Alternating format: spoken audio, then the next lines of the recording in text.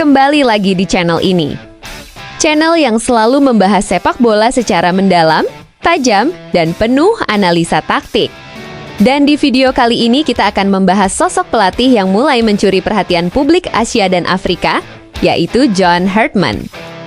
Bagaimana pendekatan taktiknya mampu menghasilkan 2 kemenangan penting saat menghadapi Oman dan Mozambik?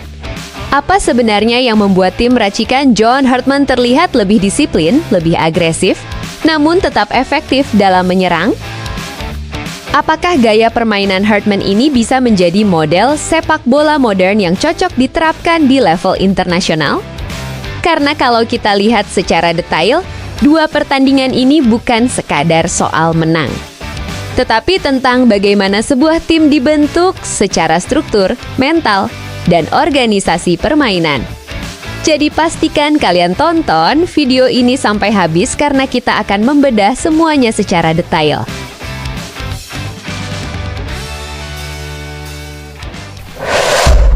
Kalau kita bicara tentang John Hartman, maka kita bicara tentang pelatih yang sangat menekankan 3 hal utama: intensitas, disiplin, ruang, dan transisi cepat. Hartman bukan tipe pelatih yang ingin timnya menguasai bola 70% tanpa arah. Dia lebih suka permainan yang vertikal, direct, tetapi tetap terorganisir. Dan itu terlihat jelas saat menghadapi Oman maupun Mozambik. Banyak orang hanya melihat hasil akhir. Tetapi kalau kita masuk lebih dalam, kemenangan ini dibangun lewat detail kecil yang sangat penting. Mulai dari pressing trigger, positioning antar lini, sampai bagaimana para pemain bergerak tanpa bola.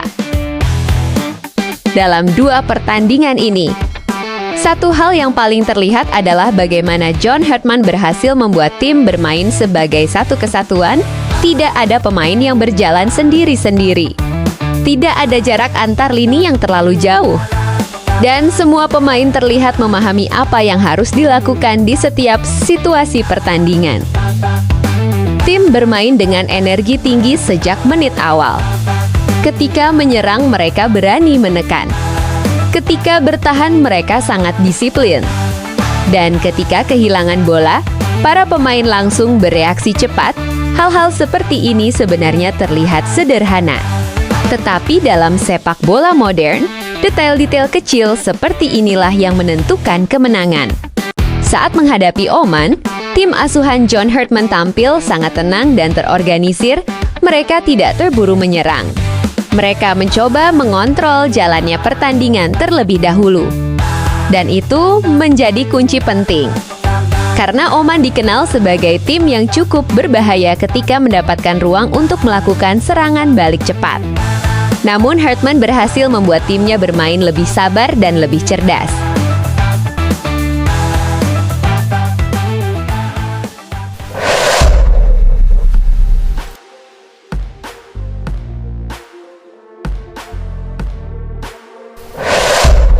Saat menghadapi Mozambik, pendekatannya sedikit berbeda.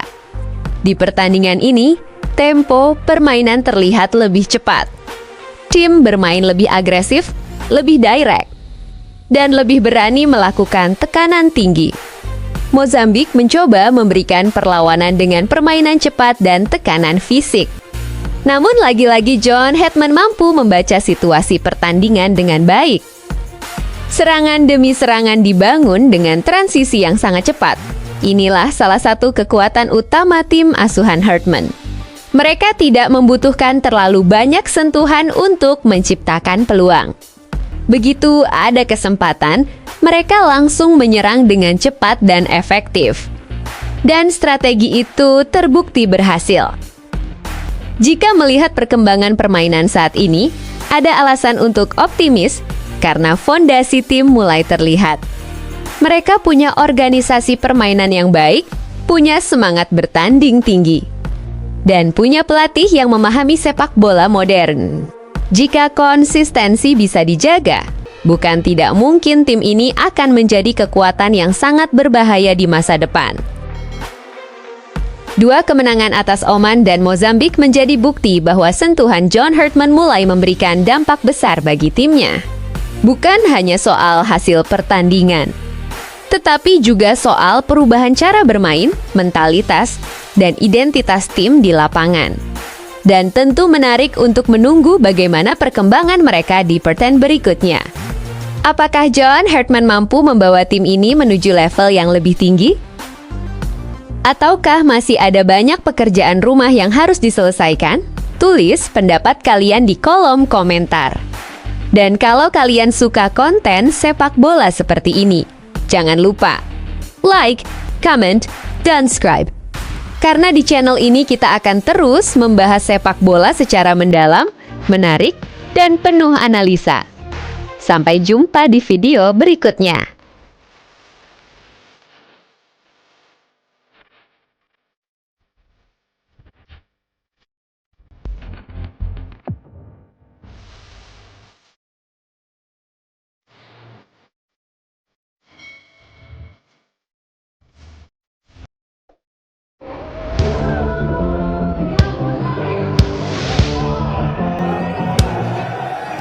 Namanya asing tapi bernuansa Indonesia sekali. Garuda Yaksa FC namanya. Secara harfiah, Garuda Yaksa memiliki makna sebagai Garuda yang perkasa atau Garuda yang kuat. Setelah menyelami lebih dalam tentang klub ini, saya menemukan data-data yang mengejutkan dan sangat menarik untuk dibicarakan. Ternyata Garuda Yaksa yang dijuluki sebagai Spirit of Garuda ini punya hubungan erat dengan Presiden Indonesia saat ini, Prabowo Subianto. Berbeda dengan kebanyakan klub-klub siluman atau klub plat merah yang tiba-tiba nongol di kasta tertinggi sepak bola Indonesia, Garuda Yaksa ini tidak. Mereka justru lahir dalam bentuk akademi sepak bola terlebih dahulu. Pada tahun 2023, ketika suhu politik mulai menghangat dan Indonesia bersiap memasuki tahun-tahun penuh pertarungan gagasan, Garuda Yaksa Football Academy lahir. Ide mendirikan akademi sepak bola ini lahir dari mimpi lama yang sering tenggelam di balik rutinitas politik nasional, yaitu membawa Indonesia ke Piala Dunia. Garuda Yaksa memiliki fasilitas lengkap berupa 7 lapangan dan 1 stadion dalam ruangan.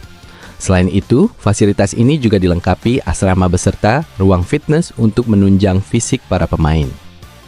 Dalam peresmiannya pada akhir Desember 2023, Garuda Yaksa berkelakar akan dibangun sekolah-sekolah unggulan untuk menunjang pendidikan para atlet.